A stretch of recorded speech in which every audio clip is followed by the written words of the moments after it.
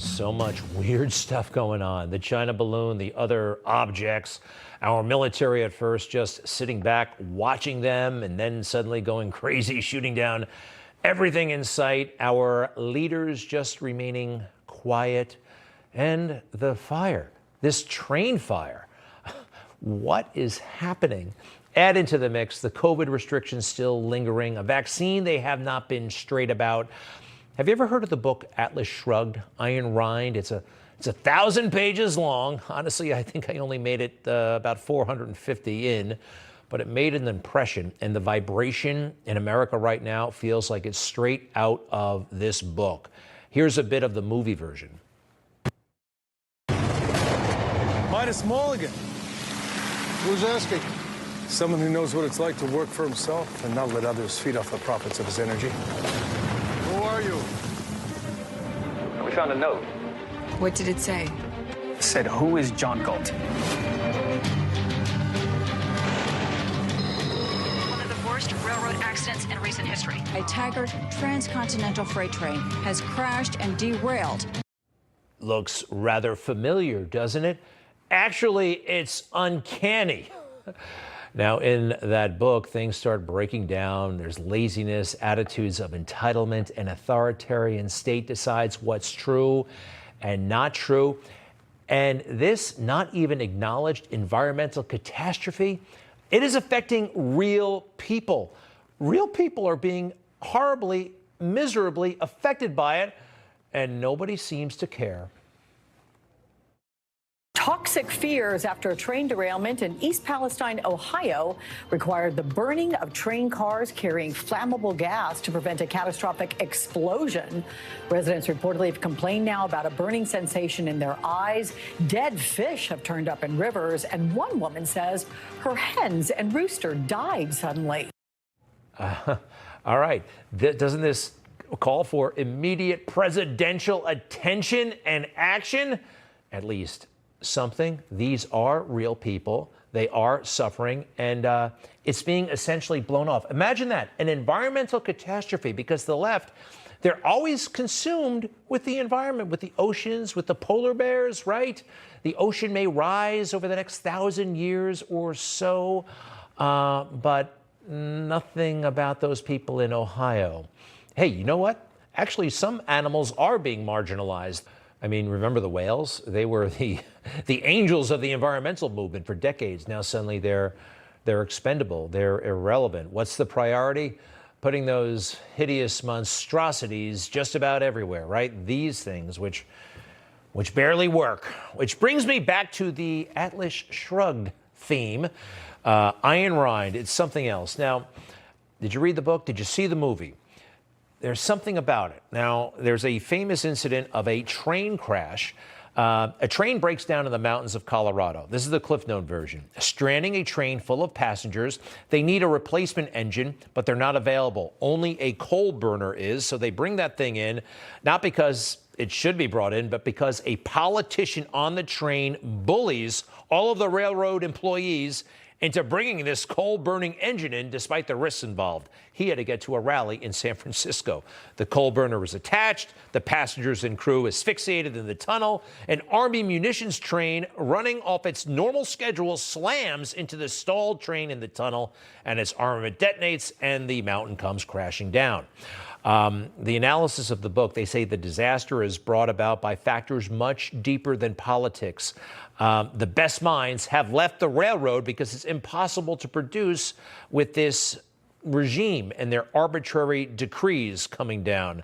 And the regime, for them, the facts are malleable, details that can be molded by the capriciousness of men with political power. The laws of science and nature do not take precedence in their minds, but the commands of powerful men do, and opinions, especially the opinions of political leadership, that all comes first.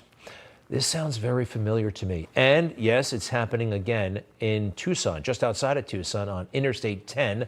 We have a calamity there in progress. Take a look.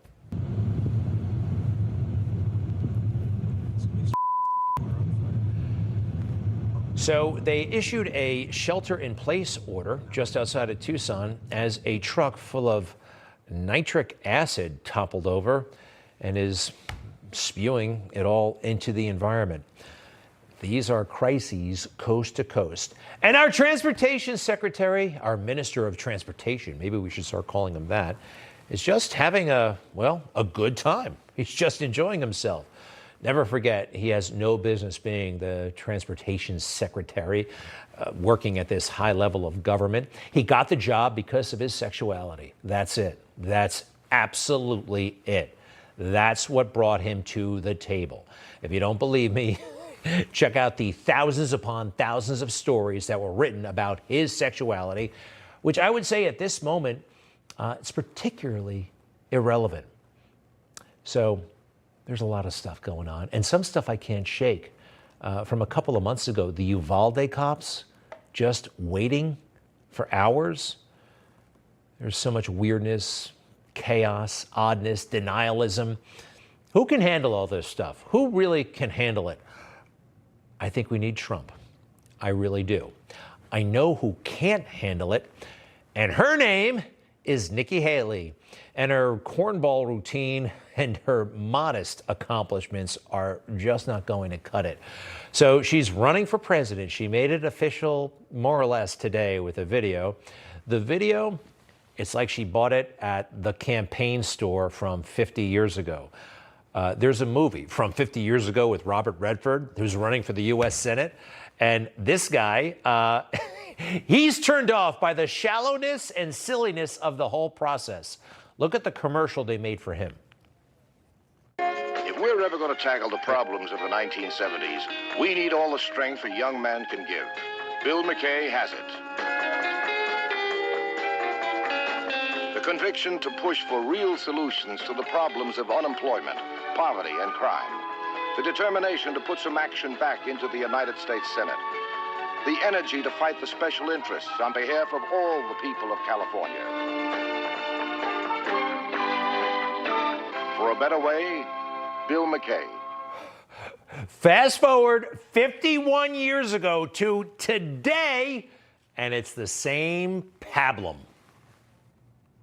It's time for a new generation of leadership to rediscover fiscal responsibility, secure our border, and strengthen our country, our pride, and our purpose.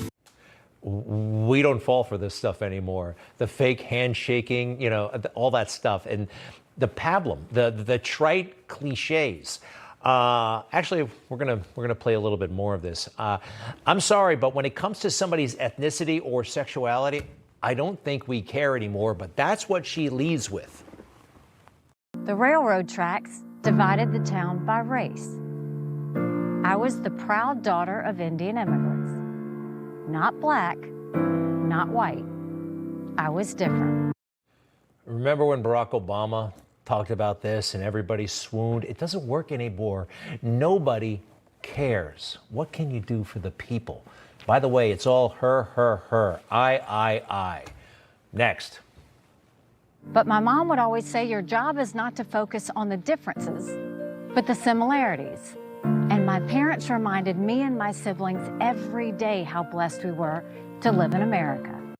All right, I think she went to the Joe Biden School of Campaigning and saying your mom said this, your dad said that. And what is she doing by those railroad tracks? Hasn't she been watching the news? All right, next. People came by the thousands for fresh starts. Moms and dads held their heads up high. Children learned that it was always It's a great day in South Carolina. It's a great day. It's a great day. A great day. a great day in South Carolina. She's running for president, not lieutenant governor of South Carolina. All about South Carolina, which I've been to. It's fine. It's fine. Next. And when evil did come, Police in South Carolina are looking for a gunman following a shooting at a church in Several downtown victims. Charleston. We don't know the severity. we turned away from fear, toward God, and the values that still make our country the freest and greatest in the world. Total turnoff. Showing herself at a funeral in the wake of a church shooting. A politician at a funeral. And that's in the campaign ad with the music in the background. No, not for me. Next. You should know this about me. I don't put up with bullies. And when you kick back, it hurts them more if you're wearing heels. I'm Nikki Haley, and I'm running for president. I think she's running for president of the fourth grade carpool association at some grammar school. I'm sorry. And what she did to President Trump, promising that he would not run, and now she's running, I think that's unforgivable in my book. We'll see what happens, and I know that she's not up to the challenges that we're facing, even right now, at this moment. That train, that balloon, and our democratically elected leaders not being informed by the swamp. They're not telling them, and that's obviously wrong. Take a look. No, I have no understanding, nor does anyone else, about how they're going to handle it the next time. Didn't really learn a darn thing. Did you get any answers as to what those other objects were? Not at all. Not at all? Not at all. There ought to be more transparency, whether it's from the president in a national address or through some other senior official. The American people need and deserve more facts. Democrats and Republicans agree. So where is Joe? And what about that promise he made all of us? A promise he swore to the Lord that he would fulfill. Before God and all of you, I give you my word. I will always level with you.